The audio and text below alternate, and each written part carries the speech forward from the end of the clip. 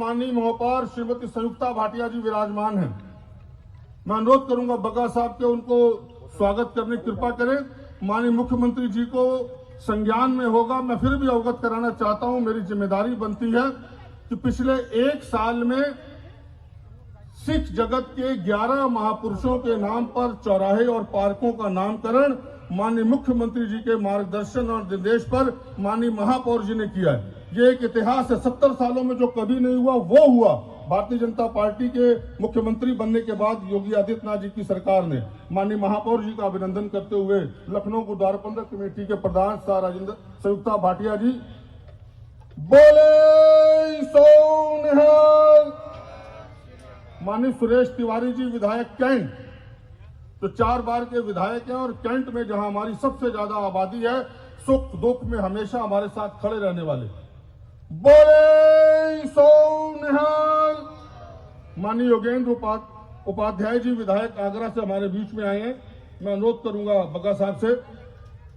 साथ ही साथ उत्तर प्रदेश अल्पसंख्यक आयोग के सदस्य सर परमिंदर सिंह जी, जो हम सबकी भावनाओं को मुख्यमंत्री जी तक पहुंचाते हैं। प्रदेश में कहीं भी किसी अल्पसंख्यक को समस्या हो तो वहां तक पहुंचाते हैं और निदान करवाते हैं।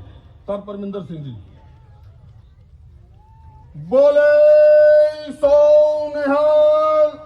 सरदार जसविंदर सिंह जी उत्तर प्रदेश पंजाबी एकेडमी के सदस्य, जो लखनऊ में कम रहते हैं, उत्तर प्रदेश में घूम घूम के प्रवास करते हुए पंजाबी भाषा और सरकार की रीति नीतियों का प्रचार करते रहते हैं, सरदार जसविंदर सिंह जी।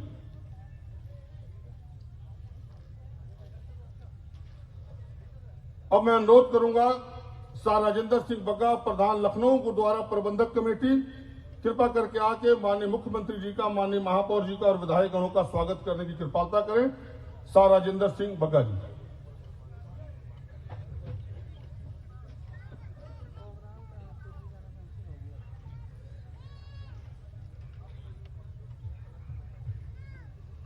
गुरु ग्रंथ साहब की पावन पवित्र हजूरी में विराजमान परम सत्कार योग साथ संगत, आइए हम सब मिलकर के दशमेश पिता यानी गुरु गोविंद सिंह द्वारा बख्शी हुई फतेह की शान करें। वाहेगुरु जी का खालसा, वाहेगुरु जी की फतेह। सबसे पहले मैं आज ऐसे महान गुरु जिन्होंने 40,000 मील का सफर करके ब्रह्मित दुनिया को रास्ते पर लगाया और सबको एक ही उपदेश किया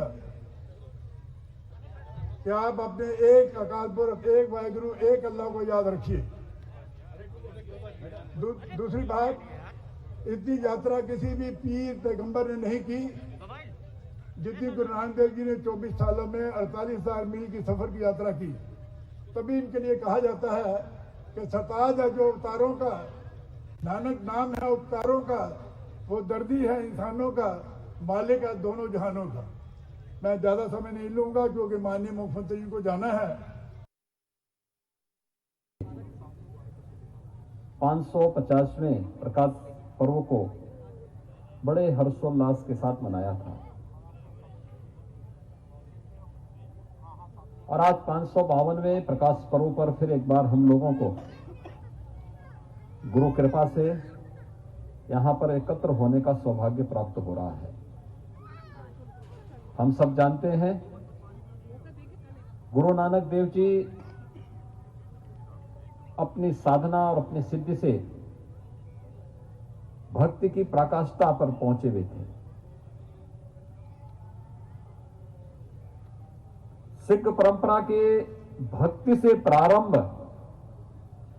यह ज्योतिपुंज अंततः गुरु गोविंद सिंह जी महाराज में शक्ति के तेज पुंज के रूप में, भारत के उद्धारक के रूप में सदैव स्मरण किए जाते हैं।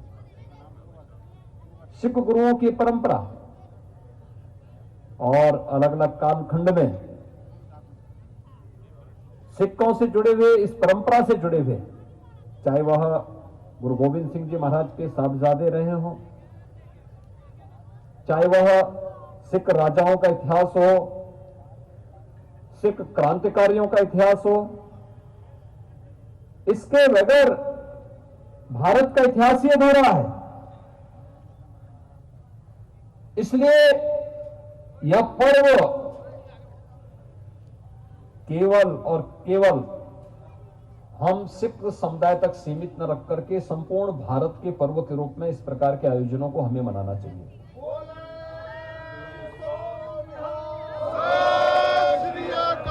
मुझे आज सुबह के प्रातःकालीन सत्र में ही बुंदेलखंड जाना था, लेकिन मैंने कहा नहीं, मैं लखनऊ में हूं, तो लखनऊ में होने के कारण मुझे इस कार्यक्रम में भागीदार बन करके मैं बधाई दे करके 1 ही मिनट के लिए जाऊं, माथा टेक करके, तब फिर मैं बुंदेलखंड के लिए जाऊंगा। भाइयों बहनों, हम सब जानते हैं गुरु नानक देव जी कितने पहुंचे हुए सिद्ध योगी थे, सिद्ध संत थे। आप इसी से अनुमान कर सकते हैं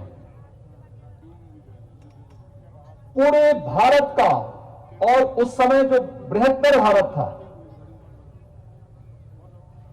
वहां का उन्होंने पैदल ही सत्संग करते हुए, उपदेश देते हुए भ्रमण किया था।